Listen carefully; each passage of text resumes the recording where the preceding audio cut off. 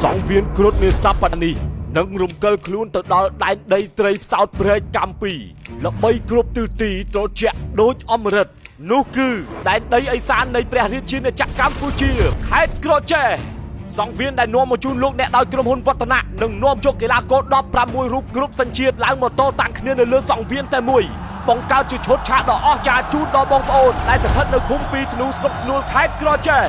បើទំព័រសង្វៀនថ្មីនៃទឹកដីខេត្តក្រចេះពុកអាប៉យជួបជាមួយនឹងជីងរ៉ាហងជាភក្តីត្រូវតតាំងជាមួយនឹងរិទ្ធីអភិជនបឺតខ្លាមេឃលបងស្នៀតជាមួយនឹងធុនរតនា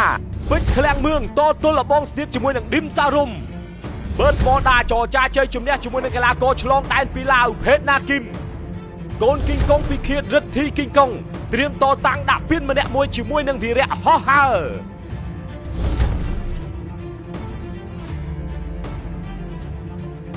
ខ្លាខ្មៅកំពុងចាំធនមេហុងឡើងមកតតាំងជាមួយនឹងកីឡាករកូឡុំប៊ីដែលប្រើកង់ចេញមករៀម Silva Marin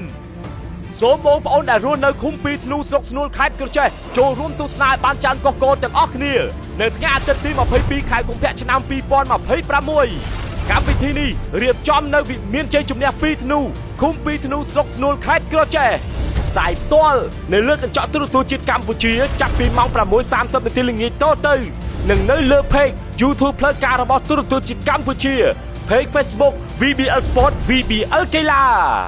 V-Active មោទកភាពភេសជ្ជៈកីឡាដំបូងគេរបស់ប្រទេសកម្ពុជាបំពេញនិងរក្សាជាតិទឹកបានល្អហើយឆាប់រហ័សទឹកពិសាប្រូណិត V-Active បរិសុទ្ធស្រស់ស្រាយគ្រប់ពេល វីកូឡារសជាតិនៃមោទនភាពជាតិ Our Cola Our Pride